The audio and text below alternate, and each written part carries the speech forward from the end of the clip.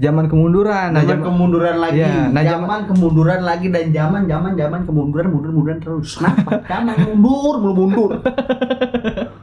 Selain astronomi, Ada apa lagi emang? 1 tambah 1 berapa? 2 2 tambah 5? 7 7 tambah 26? 302.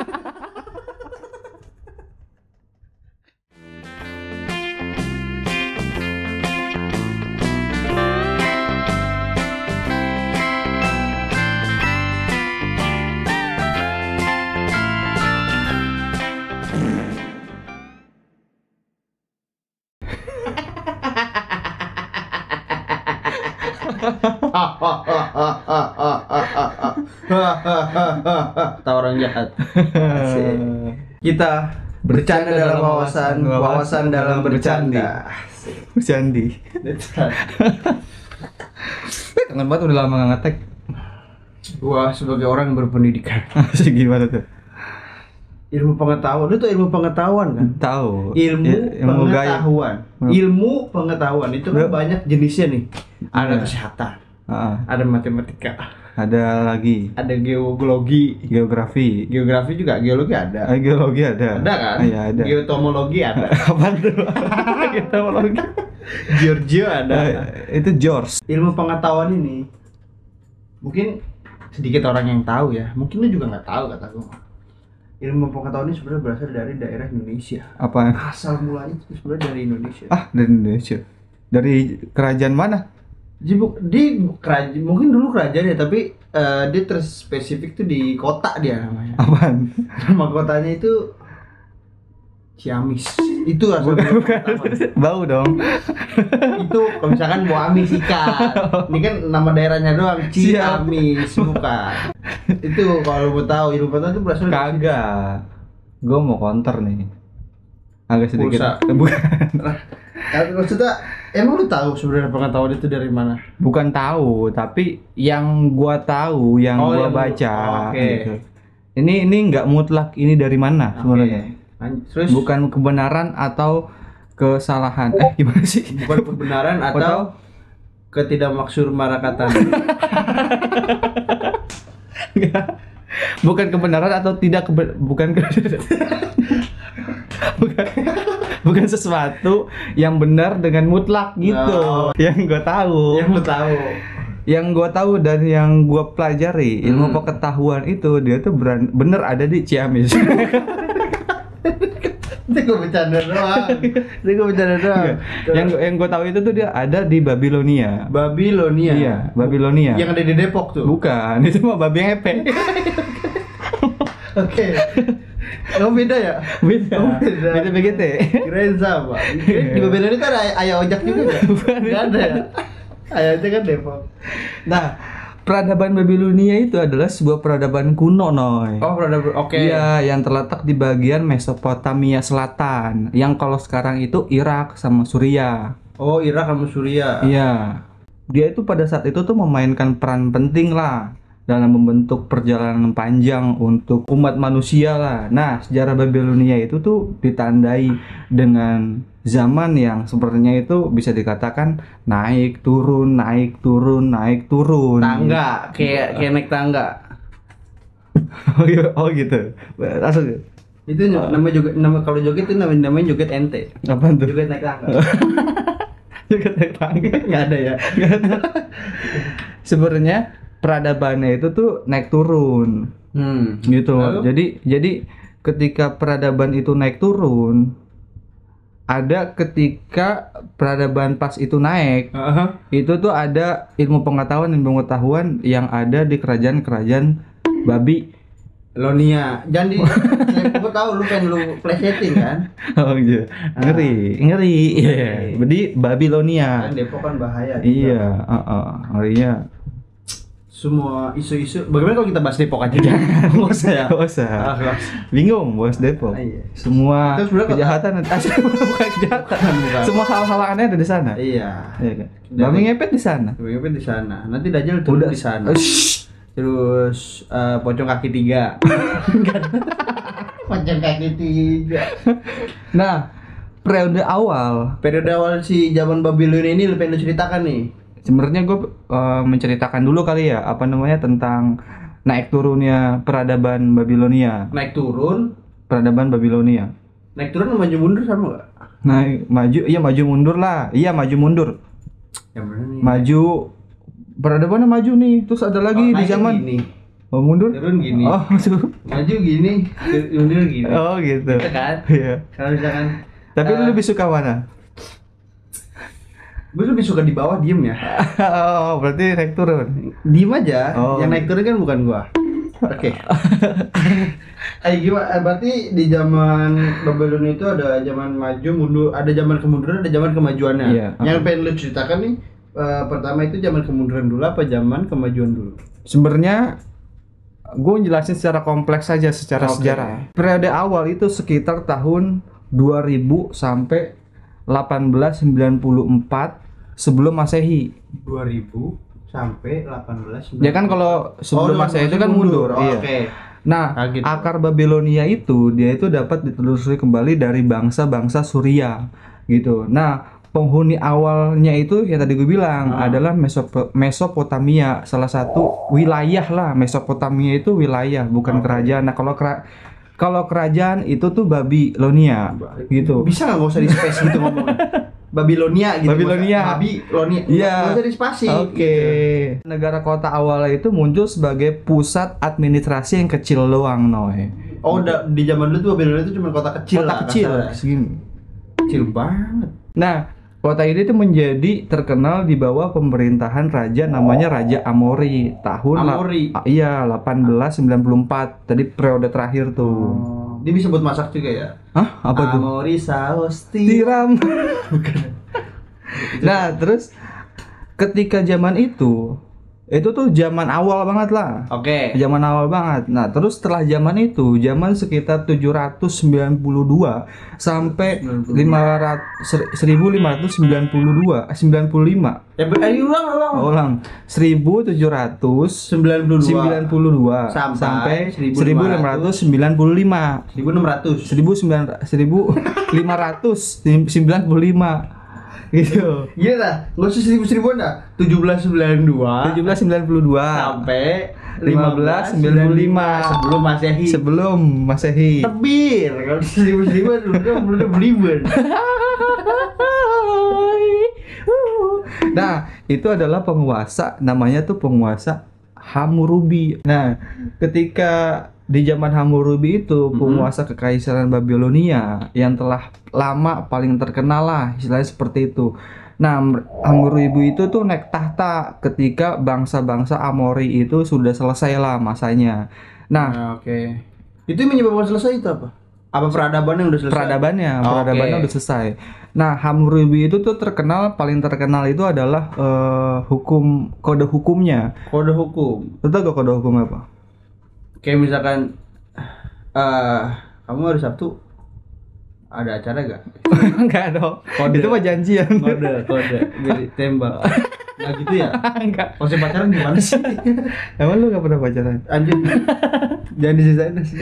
Nah, Hammurabi itu sebelum gua jadi gini, kode hukum yang terkenal tadi ya, Ya. saya lupa jelasin. Jelasin singkat ya?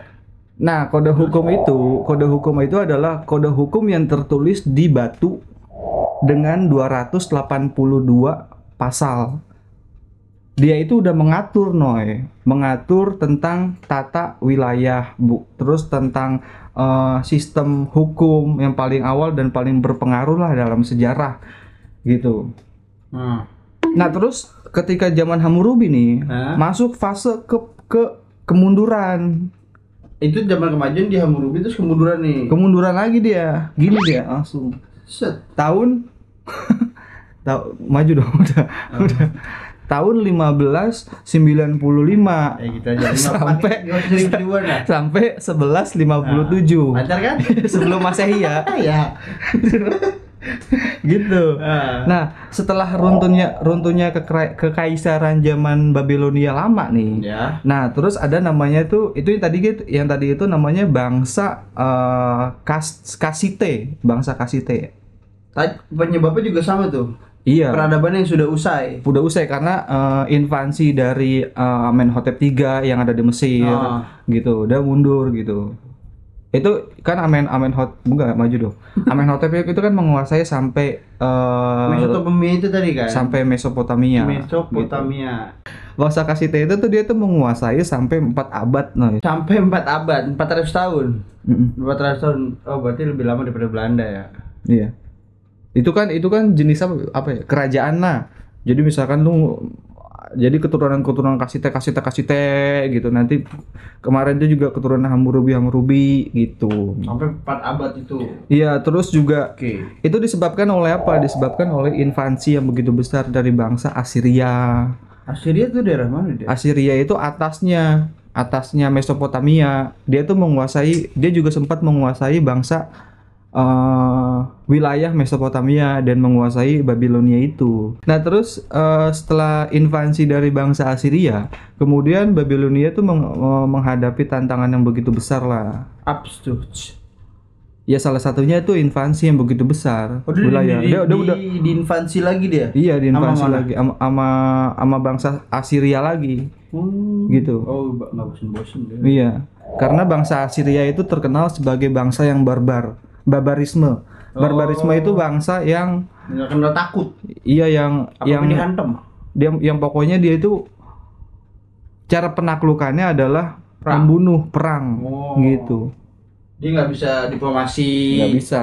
Nggak bisa pakai omongan. Iya, Gitu. kalau misalkan di Suriah itu di Palestina itu kan ada Hamas and Fatah. Iya. Kalau Fatah itu kan lebih ke diplomasi. Iya, betul. Ya kalau misalkan Hamas itu dia lebih ke Kayak barbarisme tadi. barbarisme. Nah kalau di Rusia ada Bohelfix dan Mohelfix gitu. Bohelvich sama Khabib. Khabib Rusia juga kan. Hamas itu ya tadi ya. Hamas kayak barbarisme yang nggak bisa. Ya lu nggak ini jadi perang. Iya. Jadi apa? Nah terus kemudian itu ada lagi zaman kemajuan lagi nih. Enggak sebegini dah.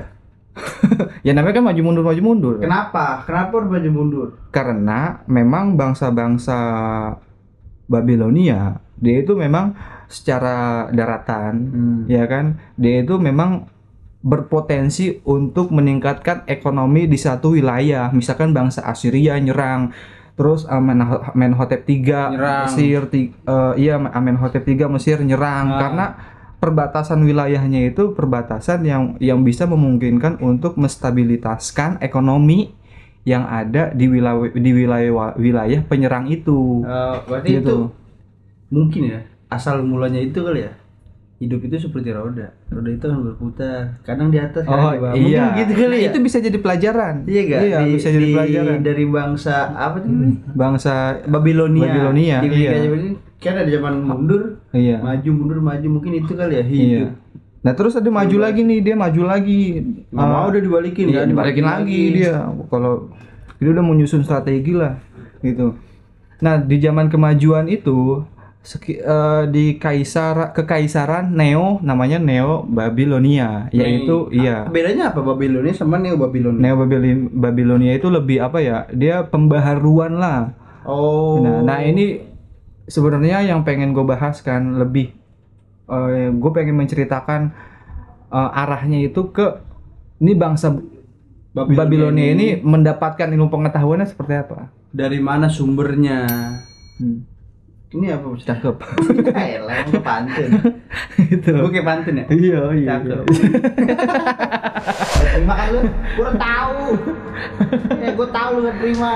Nah, kekaisaran Babilonia, Neo Babilonia itu sekitar 626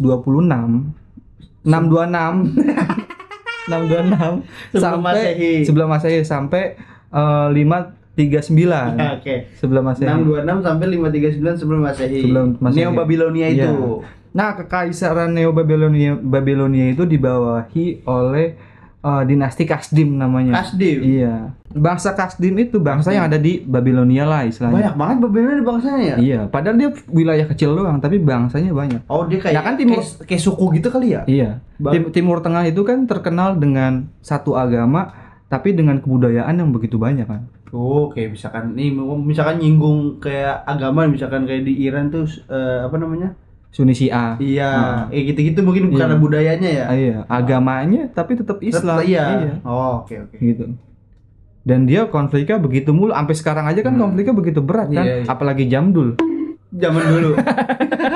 Itu gua ngerti. Jam katang. Apa tuh? Menengahkan datang. Nah, zaman bangsa Kasim itu dipimpin oleh namanya itu Raja Nebukadnezar. Nebukadnezar. Iya, Nebukadnezar II. Lampu. Yes. Itu Nazar anjing. Itu Nazar biasa, bukan Nebukadnezar. Nah, Nebukadnezar itu memainkan peran penting dalam membangun kembali Babilonia lah. Dia menciptakan namanya itu ada Taman Gantung. Taman Gantung. Iya, Taman Gantung itu salah satu taman yang berada di 7 keajaiban kuno di dunia. Oh, itu kalau dari letak nih Taman Gantung tuh sebelahnya Taman Mini. Enggak dong. Beda, Taman Mini Indonesia. Gitu. Nah, terus setelah itu ada pemunduran lagi nih, mundur lagi nih zaman itu Noy. Zaman kemunduran. Zaman kemunduran lagi. Ya, nah, zaman kemunduran lagi dan zaman kemunduran terus. Kenapa? Zaman mundur. Di zaman kemunduran itu Noy. Ya. Itu kali ini beda. Different. Yes. Nah, zaman kemunduran itu kan diserangnya itu kan diinvasinya itu dari negara-negara Arab juga kan. Iya, kurang di wilayah dekat situ aja lah. Nah, tapi ini diinvasinya itu dari negara bukan negara tapi dari wilayah Persia. Persia kan dekat juga. Iya sih. Iya.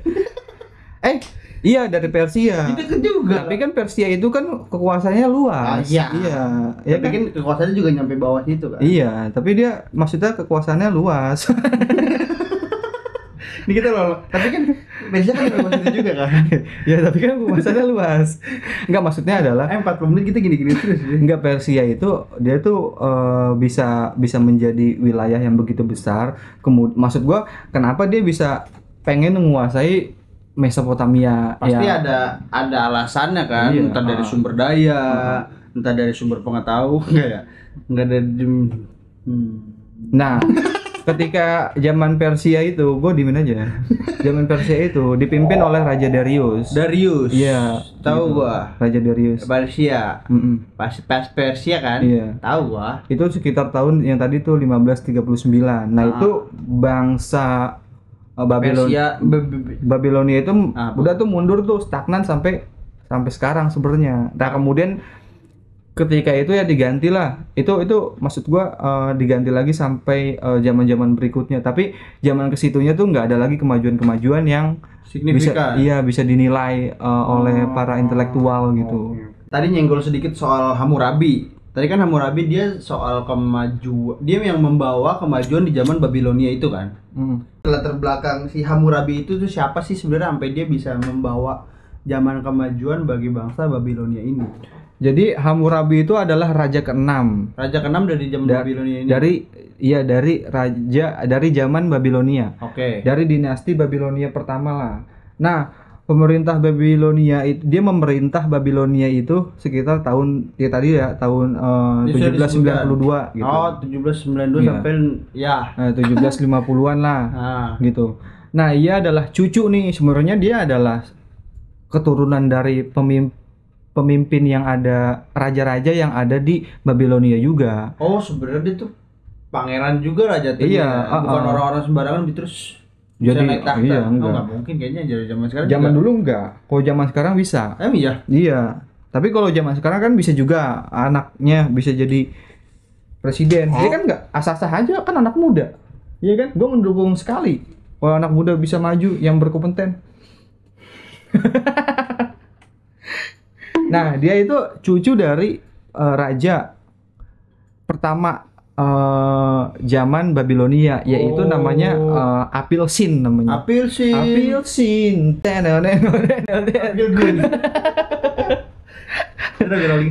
Enggak, itu James Brown. Iya, Bang. Iya, bangsat. Lagu James Kolomel. Striker PSMS Medan dulu. Nah, kemudian dia kan cucunya, dia punya anak nih. Si Hammurabi ini. Bukan, anaknya itu bapaknya si Hammurabi. Namanya Apelsin itu punya anak. Nah, anaknya ini bapaknya Hammurabi. ya Berarti enggak enggak Apelsin ini. Apelsin. Apelsin itu tuh dia tuh pemimpin pertama lah Di dinasti pertama di zaman iya Babilonia. Dia itu kakeknya Hammurabi. Kakeknya Hammurabi. Ya bener berarti kata gua. Iya. Hammurabi punya anak. Nah, anaknya ini bapaknya Hammurabi. Iya, bapaknya Hammurabi. Tadi gua nah, bapaknya Hammurabi itu dia tuh namanya Sin Mubalid. Si Mubalid. Ada sakit perut gua. Nah, Si Mubalid. Sembelit. Nah, terus ketika Sin Mubalid Sin Mubalid itu ya kan, Sin Mubalid itu udah Sin Mubalid itu dia tuh raja kelima. Oh, dia sempat pemerintah juga dia. Iya, keturunannya itu ya 1, 5 sampai ke 6 itu keluarganya dia lah. 2 sampai 4. Keturunannya dia juga tapi bukan keturunan langsung. Oh, kayak dia nikah sama selir-selirnya kali ya. Iya, nah terus barulah zaman Hammurabi ini. Oke. Ya, nah zaman Hammurabi ini dia tuh terkenal ya tadi gue bilang sebagai pencipta kode hukum gitu, kode hukum pemerintahannya dia gitu. Nah, kode hukum pemerintahannya dia tuh menciptakan dan mengatur sistem perdagangan, usaha gitu, hukum-hukum yang ada gitu. Dan Hammurabi itu dia tuh naik tahta nih ke periode di mana kekacauan politik di wilayah Mesopotamia itu memang lagi kacau banget gitu, makanya dia sama orang tuanya itu diangkat lah menjadi suatu raja gitu. Dia sebagai kasaran dia sebagai juru selamat lah ketika kekacauan di kerajaan dia yang membuat hukum. Jadi orang terorganisir tidak bisa membuat seenaknya. Nah, akhirnya dia tuh memerintah di kota itu. Dia menciptakan yang paling terkenal adalah hukum tadi. Yang tadi disebut kalau hukum yang 282 pasal malam. Bukan pasar itu. Pasal. Iya, yang mengatur itu. Dia yang menciptakan itu tuh.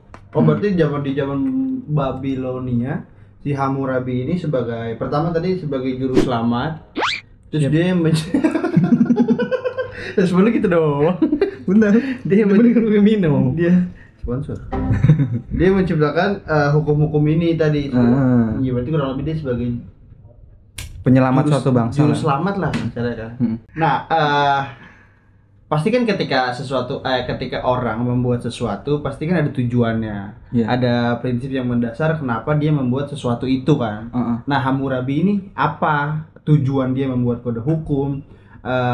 Prinsip awal dia kenapa dia membuat ini, yang lu tahu kenapa?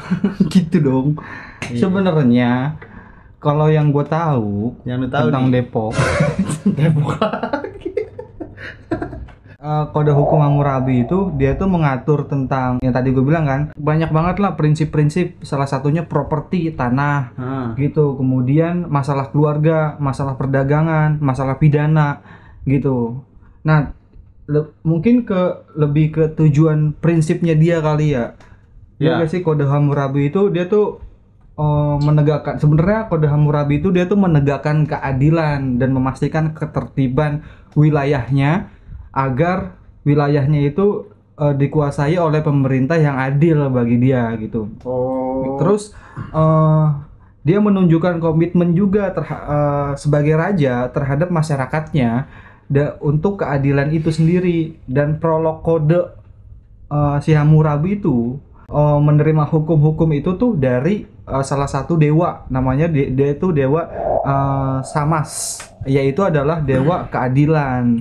Dia menerima kalau misalkan Nabi Muhammad menerima wahyu lah dari Allah Subhanahu Wa Taala. Nah, dia itu menerima apa sih namanya? Bisa dikatakan ujangan dari leluhurnya dia dari dewa itu, dewa keadilan itu.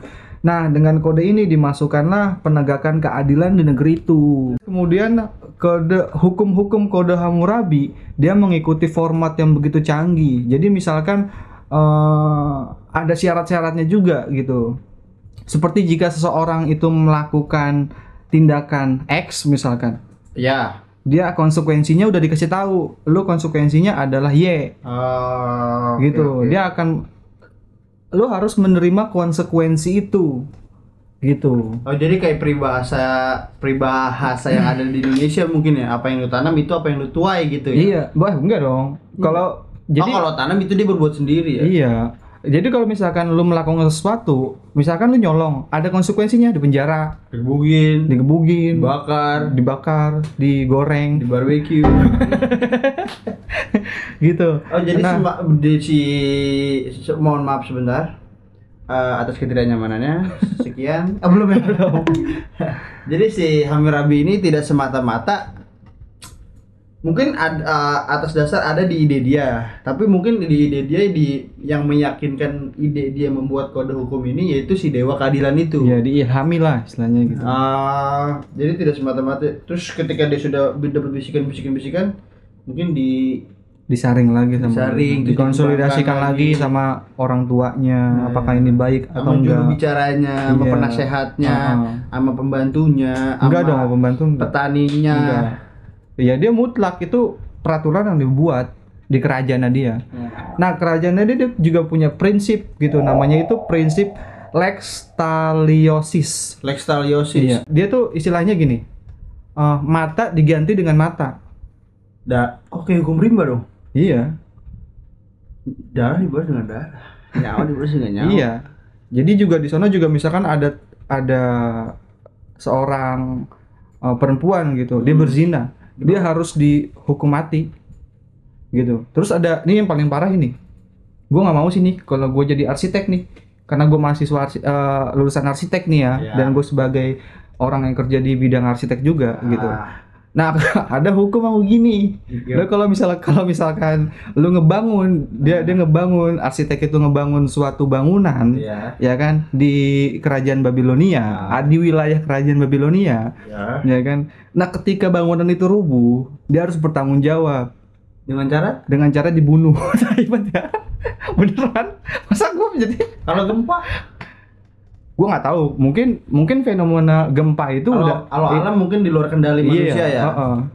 Tapi gitu. Jepang udah bisa bikin gedung yang goyang-goyang. Itu mah beda lagi, itu mah zaman sekarang. Gitu zaman gua canggih itu. Iya, 15 abad sebelum Masehi. Lama banget, gua belum lahir kira itu. Gitu. Nah, cuekin gua.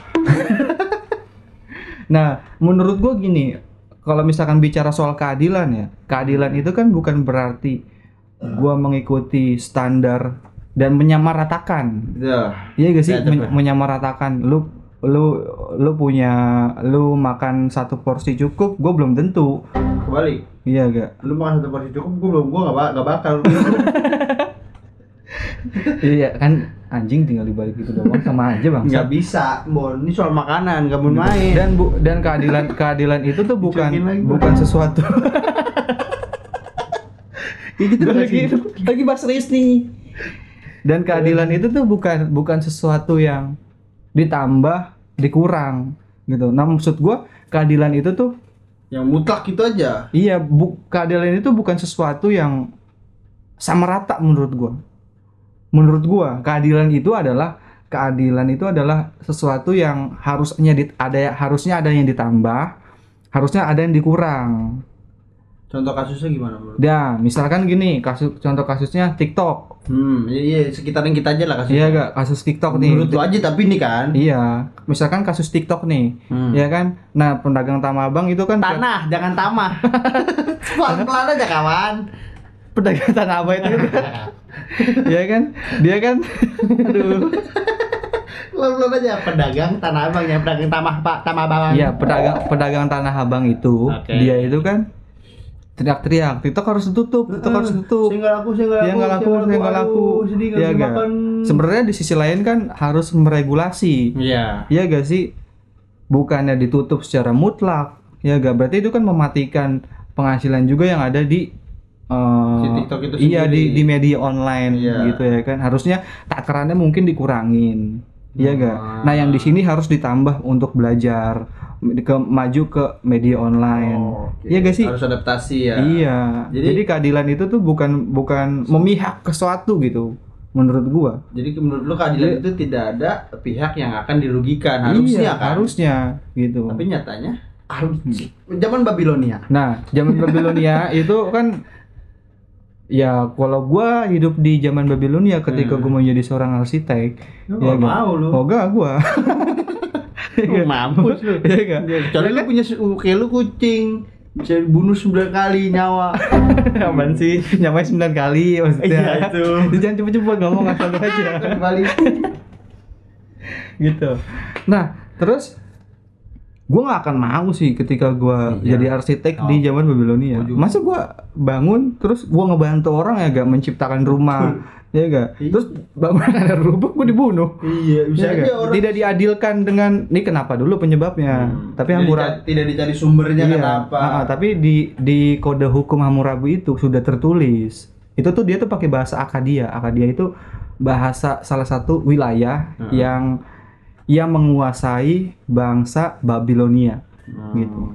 Okay. Nah, terus kemudian hierarki sosialnya nih. Nah, hukum-hukum kode Hammurabi itu kan mencerminkan hierarki sosial juga nih. Ya kan? Enggak apa-apa. Nah, udah apa sih? Jangan itu. Dan perbedaan kelas masyarakat. Beda-bedakan juga. Iya, gitu. Jadi bukannya rakyat semuanya sama ya, kan dari rakyat untuk rakyat oleh rakyat. Iya, itu kan itu Zimbabwe. Dia Zimbabwe itu ya. Nah, hukum-hukumnya itu tuh bervariasi sebenarnya dan didasarkan dengan status sosial individu yang terlibat juga. Gitu. Nah, kode ini juga membahas tentang masalah warisan yang tadi tuh, terus masalah pernikahan. Terus tenaga kerja, mencerminkan struktur sosial yang begitu kompleks lah teman-teman gitu. Nah, kode Hammurabi itu juga mencangkup mengerinci tentang suatu perdagangan. Dia tuh sudah mengatur tentang kontrak perdagangan. Lu gila gak? Sebenarnya ya di sisi lain gue juga takjub juga gitu teman-teman sama di zaman Babilonia. Babilonia ya. Zaman Babilonia yang dipimpin oleh Hammurabi itu. Dia menciptakan kontrak. Ya kan? Enggak, bukan kontraknya. Menciptakan kontrak kerja yang zaman dulu kayaknya masih apa ya? Tabu lah. Iya. Kayaknya dulu di Indonesia lah. Gitu, patok-patokan tanah-tanah aja. Iya gak sih? Ya punya gua, punya lu, punya gua tapi. Tapi mereka itu 15 abad sebelum Masehi udah menciptakan itu gue takjub aja gitu. Keren. Jadi udah pikiran udah visioner lah. Iya, dan dia itu mengatur ekonomi gitu. Di hukumnya itu juga mengatur ekonomi. Berarti di 282 pasal itu kompleks, lengkap. Iya, apa kita bahas itu aja? Ribet, lama banget 282. Dari semua itu pengaruhnya dan warisan yang ditinggalkan oleh Hammurabi ini jangan tidur.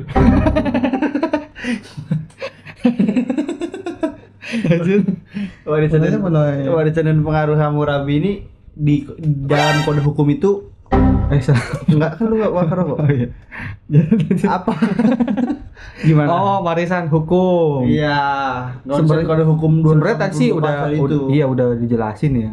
Lu enggak nyimak aja mungkin. Jangan tidur. Itu cepet banget baru tidur 2 detik kok udah dibangunin. Nah, sebenarnya udah dijelasin dia tuh ya yang tadi ya kan mengatur perdagangan, untuk keadilan lah seperti itu. Nah, sebenarnya mungkin singkatnya pemerintahan Hammurabi itu ditandai dengan pencapaian militer yang oke gitu. Menurut gua. Dan hukum yang kompleks gitu. Nah, terus kemudian bahkan bangsa Romawi dulu itu dia tuh mengambil ide hukum Hammurabi itu diterapkan di bangsa Romawi. Hukumnya itu tuh berdiri sebagai bukti struktur hukum dan sosial yang menjadi suatu pedoman di seluruh dunia. Menurut gua seperti itu. Ketika Hammurabi sudah membuat kode hukum tadi, dengan berbagai aspek dari yang tadi lu bilang soal arsitektur, yang tadi hukum mati, bukan hukum mati yang ngebangun terus roboh misalkan, terus di yang pelan-pelan aja Pak, woi. Pelan-pelan. Bisa dihukum mati. Kalau bangunannya rubuh. Dia harus bertanggung jawab. Sebenarnya sih bertanggung jawab, emang harus bertanggung jawab, tapi kan ya udah gitu. Gua nggak setuju aja. Ketika dia sudah mengatur masyarakat di kerajaan Babilonia itu, ya. pasti kan kotanya kan jadi harusnya kan lebih maju ya. Harusnya kan lebih maju, terus turis-turis datang ke destinasi gitu karena kotanya sudah tersusun rapi. Iya. Terus beautiful, pretty and gracious. Sebenarnya mungkin keindahan kotanya dan ilmu pengetahuannya kali ya.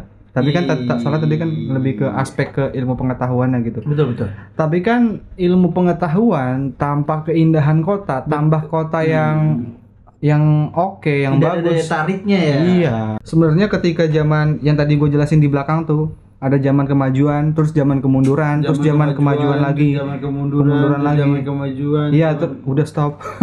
Lama banget. Nah, ketika zaman Hammurabi itu kan zaman kemajuan, terus ada zaman kemunduran lagi nih, zaman Kasita. Terus di zaman Neo Babilonia yang dipimpin oleh Raja Nebukadnezar II, itu mengalami suatu transformasi kemajuan yang begitu pesat lagi. Dia mengacu terhadap sistem-sistem yang dipimpin Hammurabi. Nah, jadi Hammurabi itu mempunyai pengaruh besar lah terhadap periode Babilonia tersebut. Ditingkatkan lagi berarti ya. Dia maksud gua segini doang. Ini kan misalkan Hammurabi nih. Ini di sini yang Nebukadnezar nih di sini nih. Kayak gini kan. Iya, lebih di keindahan kotanya, arsitekturnya, ilmu pengetahuannya itu ditingkatin lagi sama Nebukadnezar II yang tadi gue bilang. Dari sisi keindahan kotanya dulu mungkin nih, ya kan? Dia tuh membuat zigurat. Iya. Zigurat. Uhuy. Nadanya di udara. Itu apa judulnya ya? Nah, Babilonia itu teman-teman, adalah rumah bagi zigurat. Zigurat itu adalah zigurat itu adalah monumen besar yang dibangun di lembah Mesopotamia kuno lah istilahnya gitu. Dia tuh untuk menyembah para dewa lah istilahnya gitu. Oh, dia bentukannya kalau misalkan di Yunani tuh kayak, bukan di Yunani sih, kayak di misalkan agama Kristen tuh kayak gerejanya gitu, tempat beribadahnya. Iya, tempat zigurat orang Mesopotamia. Iya. Nah, terus Babilonia. Yang mengagumkan bangunannya ini adalah dia tuh menjulung tinggi nih dia. Menjulung apa ya? Ya, meningkat lah ya, menjulung tinggi dengan 7 tingkat, tapi dengan bangunan arsitektur yang begitu indah ya pada zaman itu ya, karena pada zaman itu teknologinya terbatas, tapi dia itu bisa membangun bangunan dengan pondasi. Kalau di Timur Tengah itu kan iklimnya ya lo tahu sendiri, panas mulu, ya kan? Dia bangunnya pakai tanah liat juga kan, gitu. Nah, bangunan yang tinggi itu teman-teman, dia itu didedikasikan untuk Dewa Marduk, adalah bangunan-bangunan monumental yang tidak bersifat yang bersifat religius lah, tapi juga disimbol sebagai kemegahan kotanya dia. Nah, terus setelah itu ada taman bermain, bukan taman kanak-kanak, taman gantung Babilonia. Oh ya, udah sempat lu singgung. Iya. Itu pas itu gimana taman gantung Babilonia? Taman gantung Babilonia itu ya tadi gue bilang ya, 7 keajaiban kuno gitu. Nah, taman gantung itu adalah bukti kecerdasan orang-orang Babilonia nih dalam hal landscape dan irigasi lah istilahnya. Jadi dia tuh irigasinya, jadi taman bisa dilihat ya teman-teman, taman yang ada di satu wilayah, tapi arsitekturnya itu tuh, bangunannya itu tuh dia itu menjulang, menggantung lah istilahnya, kayak di bawahnya tuh kayak tidak ada pondasinya, menjulang menggantung gitu. Dan dibangun oleh Raja Nebukadnezar II. Fungsinya taman gantung itu dibuat untuk apa?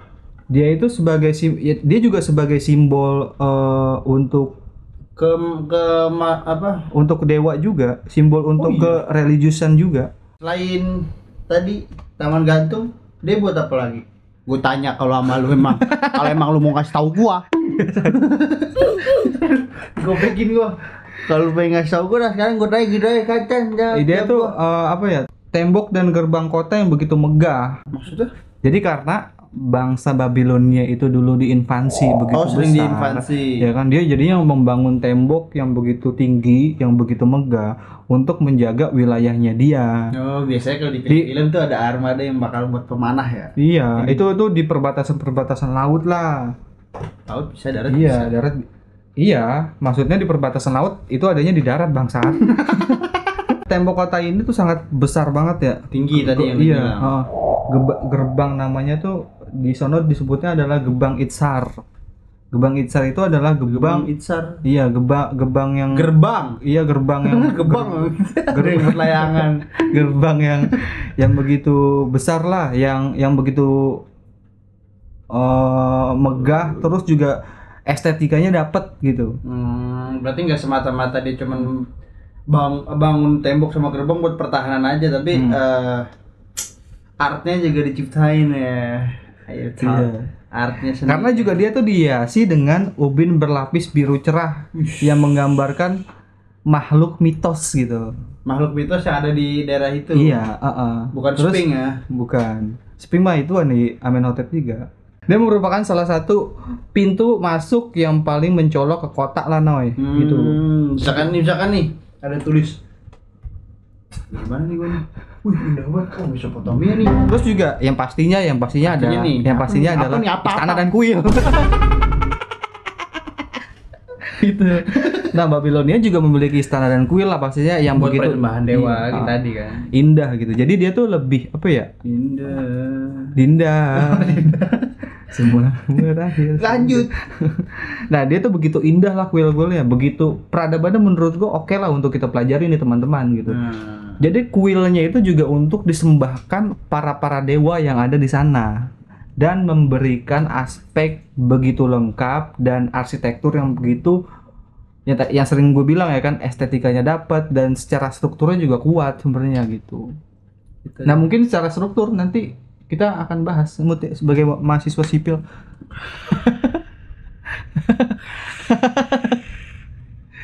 Gitu.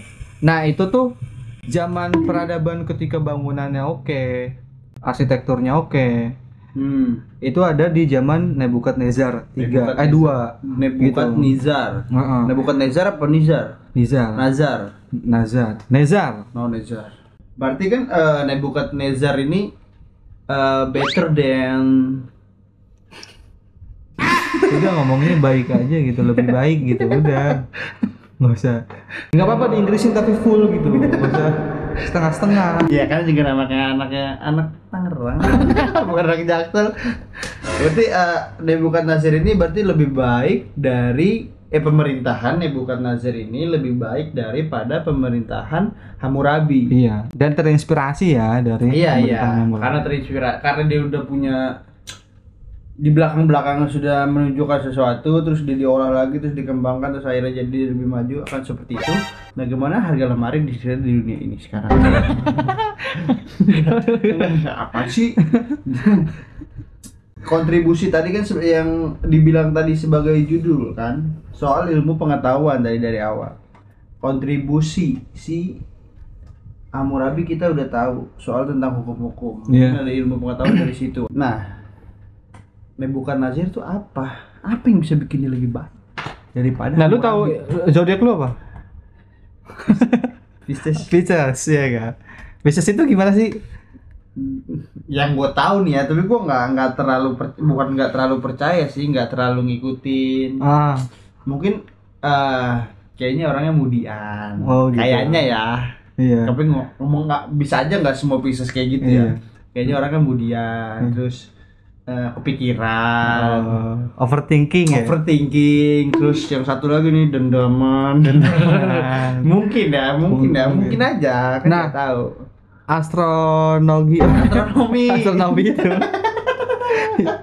Astronomi itu salah satunya adalah diciptakan, yang paling pertama itu orang-orang Babilonia itu menemukan. Gitu. Jadi para cendekiawan Babilonia nih, cendekiawan Babilonia, dia itu membuat langkah-langkah yang sangat signifikan dalam bidang astronomi lah, bisa dikatakan seperti itu teman-teman. gitu. Nah gue sebagai Aries gitu.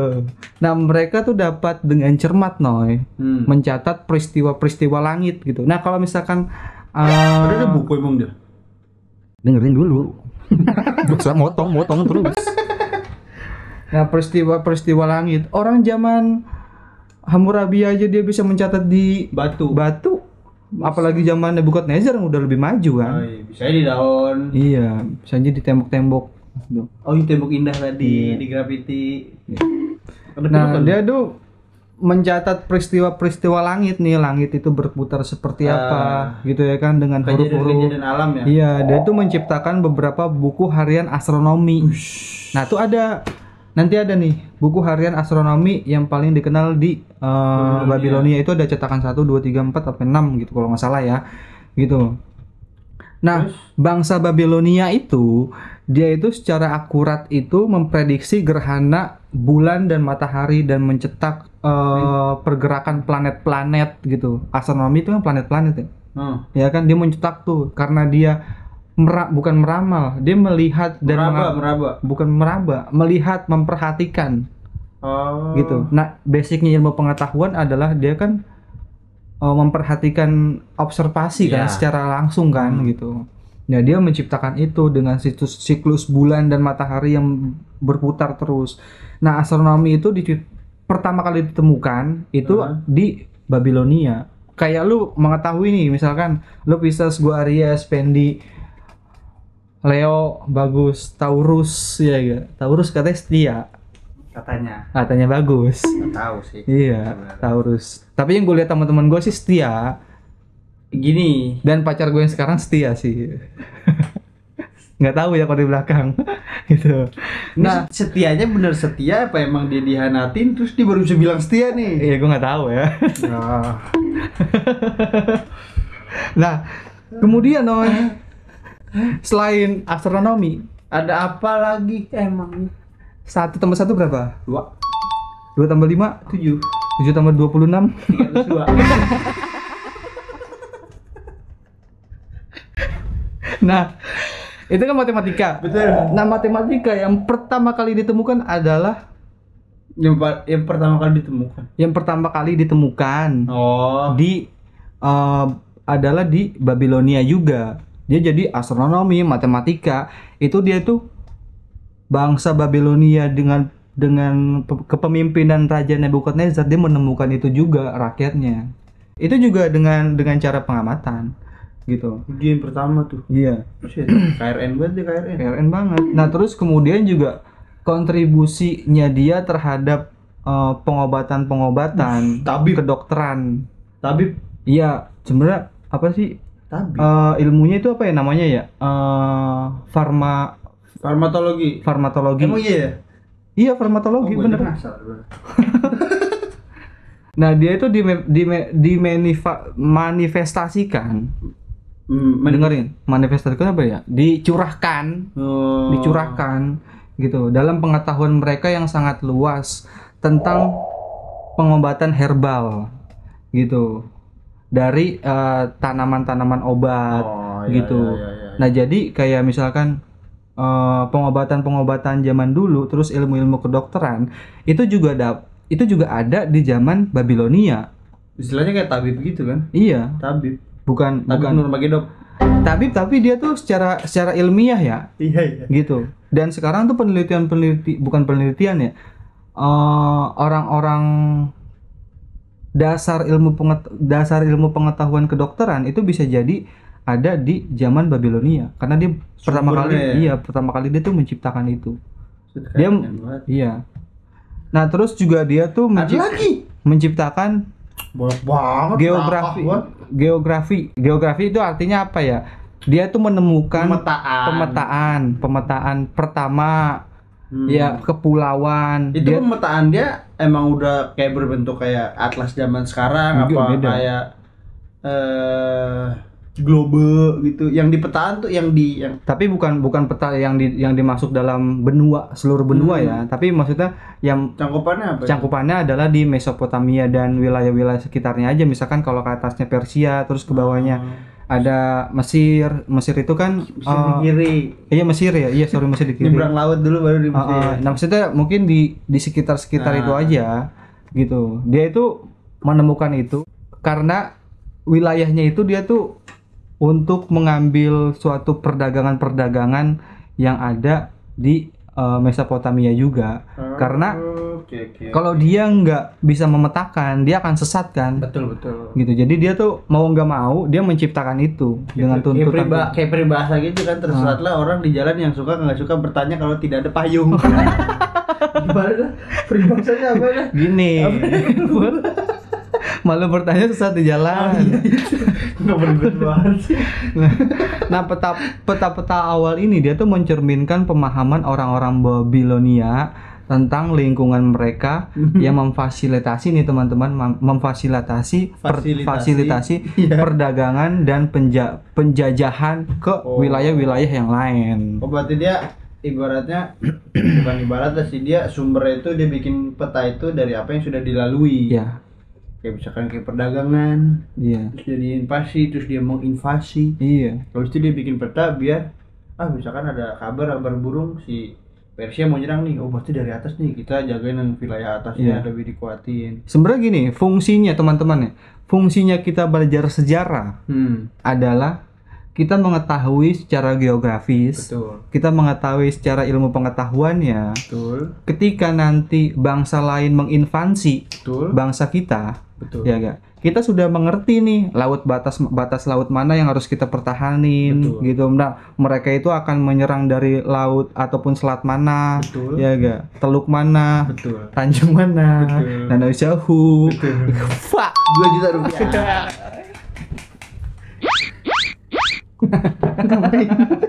Selebrasi. Oke. Tadi ilmu pengetahuan yang dari Ciamis tadi. Bukan. Babilonia tadi kita bahas tadi. Ngapain bahas tadi? Nah, si zaman Babilonia. Lu nyuruh gua jangan di spasi. Di zaman Babilonia ini dari zaman Hammurabi yang terkenal itu, terus zaman Nebukadnezar. Nebukadnezar. Nebukadnezar itu mampus lu materi gua. Susah kan namanya. Karena dia ribet. Kenapa dia bisa? Ya kenapa jangan kayak gitu lah. Ya lu santai aja. Kalau emang gak suka sama gua. Ya jebol lagi itu. Iya. Oke, nah dia tuh berasal dari mana dia ilmu pengetahuan dari matematika, aritmatika numerik tadi, terus astronomi. Terus geografi, kesehatan tadi, farmakologi. Itu dari mana gua kata lu? Sekarang gitu jawab kan. Sebenarnya kompleks jawabannya itu. Kompleks lagi. Kompleks terus. Nah, tahu dia dah. Berapa itu yang mereka gini, jadi kan sebenarnya sebelumnya udah gue jelasin dari sejarahnya. Maju mundurnya dia. Maju mundur cantik. Ya kan, terus dapat ilmu pengetahuannya dia. Nah, terus lu nanya dapat dari mana? Itu jawabannya kompleks. Kenapa? Karena banyak faktor. Mungkin gua akan memberikan secara singkat ya faktor apa aja. Iya kan? Nah, pengetahuan yang dicapai oleh bangsa Babilonia kan begitu tinggi nih. Salah satunya adalah warisan budaya gitu. Nah, warisan budaya ini yang terletak di Mesopotamia, dia tuh wilayah-wilayah yang sering dianggap sebagai tempat peradaban lah. Bangsa-bangsa Babilonia itu sering mewarisi pengetahuan budaya, ilmu pengetahuan gitu. Jadi dia tuh bukan bangsa yang stagnan, bukan bangsa yang memberikan suatu implementasi ke rakyatnya untuk lu diem aja, lu kerja aja. Gak gitu. Bisa ekspresif gitu. Iya, dia tuh karena dituntut juga gitu. Terus yang kedua karena pertukaran perdagangan. Karena kan bangsa Mesir menginvasi, bangsa Persia menginvasi, kemudian dia juga diinvasi dari bangsa Assyria, ya kan? Kemudian pasti akan ada pertukaran perdagangan juga di situ, ya kan? Ibaratnya kayak itu aja, kayak Indonesia ada perdagangan sama dari Mesir, makanya Indonesia bisa bikin martabak Mesir. Kayak gitu kan? Ada yang jual martabak Mesir. Itu mungkin datanya nanti bisa dibuktikan ya Mungut ya. Ya kan jalur perdagangan kan. Iya. Ketiga. Nah, perdagangan tadi ya. Terus kemudian juga motivasi budaya dan agama. Oke. Gitu. Karena di zaman itu mereka itu kan menjunjung tinggi tentang kebudayaan dan agama ya. Betul, Tadi tuh ada buang kuil-kuil tadi. iya, ada bangunan aja udah merepresentasikan tentang keagamaan, ke iya, dewa-dewa. betul. Ya kan? Nah, kegiatan ilmiah Babilonia ini sebenarnya seringkali dikaitkan dengan yang tadi gue bilang peristiwa-peristiwa agama gitu, teman-teman. Nah, orang-orang Babilonia itu percaya bahwa para dewa itu tuh mengatur sebagai aspek kehidupan gitu. Gue suruh gue dengerin. Oh gitu. Sebagai aspek kehidupan yang bisa memberikan manfaat orang-orang Babilonia. Ketujuh. Keempat dong. Nah, keempat itu dia itu adalah seperti yang tadi gue bilang sih di awal, kebutuhan praktis. Jadi dia tuh mau nggak mau dan suka nggak suka, dia tuh harus beradaptasi. Iya betul. Dengan kalau nggak adaptasi nggak survive. Iya, karena dia kan bangsa yang wilayah yang bisa dikatakan kecil, tapi punya potensi yang banyak. Betul. Sering juga diinvasi. Betul. Iya gak? Dia mau nggak mau dia belajar, mau nggak mau dia berada di dalam satu kekangan yang begitu besar. Untuk memberontak dia harus punya ilmu gitu. Agar kejadian yang sudah dilalui tidak terulang lagi. Iya. Bisa misalkan tadi tuh contohnya dia menciptakan geografi pertama. Ya kan, peta-peta wilayahnya itu dibikin sama dia, ya gak?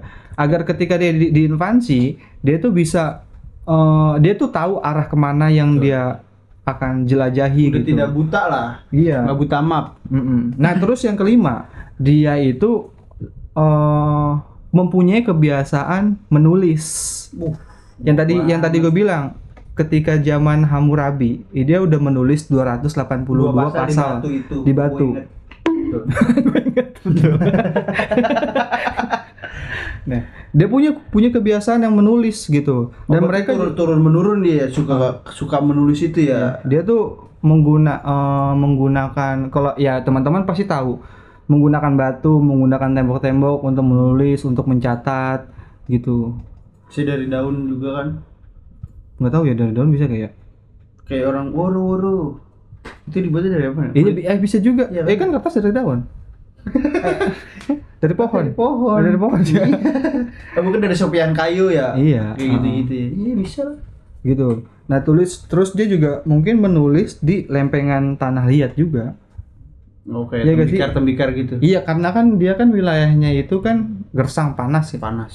Dia membuat lempengan tanah liat itu untuk ditulis gitu. Nah, dia tuh udah mempunyai kebiasaan menulis gitu. Jadi, nah aspek kompleks itu yang gue jelaskan secara singkat teman-teman, itu menjadi suatu kenapa orang-orang Babilonia itu bisa mendapatkan ilmu pengetahuan gitu, warisan budayanya, agamanya, terus kebiasaan menulis, kebiasaan berpikir, terus kemudian kebutuhan praktisnya gitu. Jadi nggak semerta-merta dia dapat tok gitu terus diterapin ya udah gitu aja, enggak, banyak aspeknya kan. Iya. Karena opini gue terhadap bangsa si Babilonia mungkin. Nah, bangsa Babilonia itu bisa dikatakan menurut gue bangsa yang menyumbang peradaban terbesar yang ada di dunia ini. Terbesar apa salah satu yang terbesar? Terbesar menurut gua. Oh, oke. Menurut gua terbesar. Gua enggak. Kenapa? Dia ya karena banyak yang pengaruh besarnya juga ke Yunani, Romawi segala macam. Jadi menurut gua dia salah satu yang terbesar. Nah, mungkin nanti gua baca lagi deh. Nah, kenapa gua bilang terbesar? Ternyata peradaban Yunani itu terus Romawi, dia itu tuh mengambil matematika, mengambil geografi, mengambil astronomi. Ide itu dari bangsa-bangsa Babilonia. Sebenarnya ada buku namanya itu The Geography of Genius. Gitu. Genius geografi.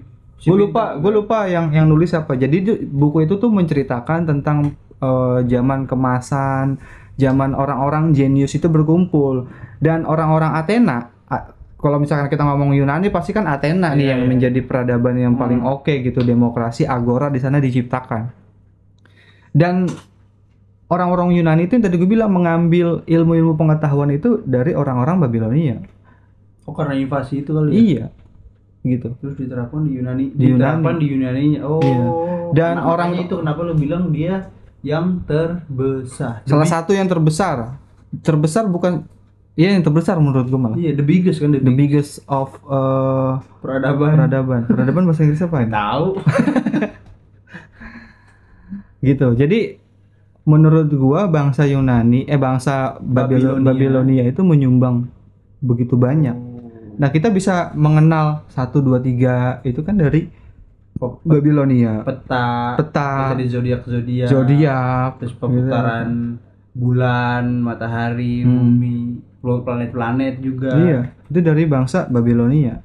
Begitu cerdasnya mereka. Itu sepuh kita berarti ya. Iyalah. Ampun pu. Iya.